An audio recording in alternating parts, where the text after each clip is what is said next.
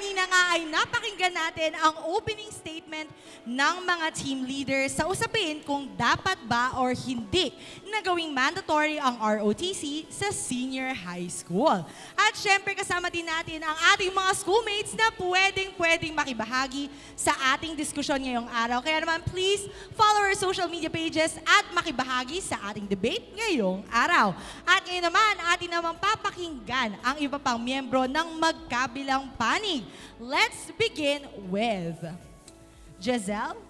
Ang programang ROTC ng pamahalaan ay malaking tulong o malaki ang maitutulong para sa ating mga mag-aaral upang mahasa ang kanilang kasanayan patungkol sa paglilingkod sa ating bayan. At kung sakasakali man na maipatupad ang mandatory ROTC sa ating mga senior high school student, malaking bagay ito lalo na sa mga mag-aaral na nagnanais na kumuha ng kursong criminology o nagnanais na pumunta sa isang military school. Sa ganitong paraan, magkakaroon sila ng background at magkakaroon sila ng prior knowledge patungkol sa kung ano nga ba ang kanilang tatahaking landas patungo sa college. At hindi lamang ito, ang ROTC ay nagsusulong din ng disiplina sa sarili at na kung saan hindi lamang training physically ang pinagbabasihan, kundi pagiging aware din sa ating society, lalo na when it comes to discipline.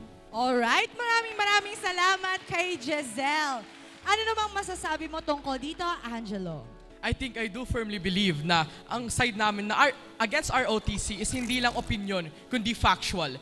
Pinaniniwalaan ko at pinaniniwalaan ng aking mga kagrupo na ang ROTC is may repeat itself once again. Meron nga tayong kilalang quote na history may repeat itself. Ang ROTC dati ay hindi naging maganda sa mga membro ng mga kabataan.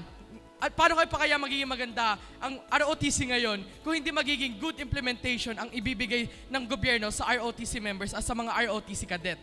Ngayon, naniniwala din kami na sa academic performance ng mga bata, makakaapekto ang ROTC dahil sa dami ng ginagawa ng mga kapwa ko humanista ay hindi na magiging sakto pa ang oras na ibibigay sa atin para sa ROTC. Alright, maraming salamat, Angelo. That was a bit of a personal touch as well. Jayan, anong masasabi mo dito? Ang mandatory ROTC ay isang hakbangin upang pataasin ang kakayahan ng mga batang Filipino sa usapin sa disiplina, pamumuno, depensa, pagprotekta sa sarili, physical o health fitness hanggang sa paghahanda at paghawak ng kani-kanilang responsibilidad. Masisigurado rin nito ang kaligtasan ng mga taong na makikilahok at makikiisa because it offers camaraderie and independence. Sa patuloy na pagsasaayos ng sistema ng curriculum, marapat lamang na pagtuunan ng pansin ang mga programang nag-aangat ng antas ng national defense, self-discovery, community service at marami pang iba. Sa makatuwid, ito ay makatutulong hindi lamang sa pagpapaunlad ng ating sarili, kundi para na rin sa pagpapaunlad ng ating bansa. Hindi kami tutol sa ROTC. Maaaring hindi makasasama basta't kontrahin ng pagmamalabis at pang-aabuso. Hindi ito problema basta't maayos na maisisistema. Alright, maraming salamat, Jayan. Last but not the least, mula naman sa kabilang panig, ano masasabi mo dito, Lara? Mula sa pinesenta ng Department of National Defense of February 8, 2023, sinabi doon na maglalaan ang Department of National Defense ng 61.2 billion pesos. Ang budget na ito ay makakapagpatayo na ng 24,480 classrooms sa ating bansa.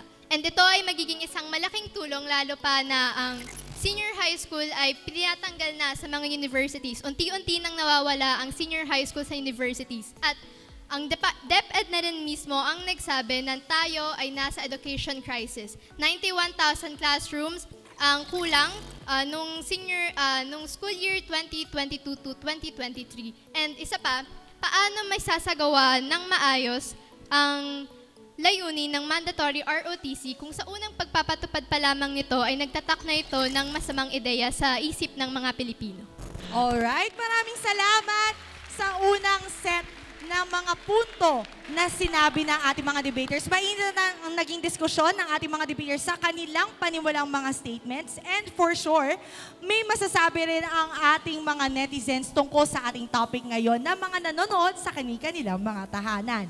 Kaya naman, schoolmates, I-follow at i-like ang aming social media pages at schoolmates kung may mga comments kayo, suggestions sa aming mga topics at sabihin nyo sa amin ang inyong opinion. Bukod dyan, mamaya meron tayong pipiliin na best speaker mula sa ating mga debaters na pagdidesisyonan ng ating mga schoolmates at schoolmates staff. Schoolmates, patuloy lamang kayong tumutok para sa mga susunod na punto ng ating diskusyon sa pagbabalik lamang ng Schoolmates!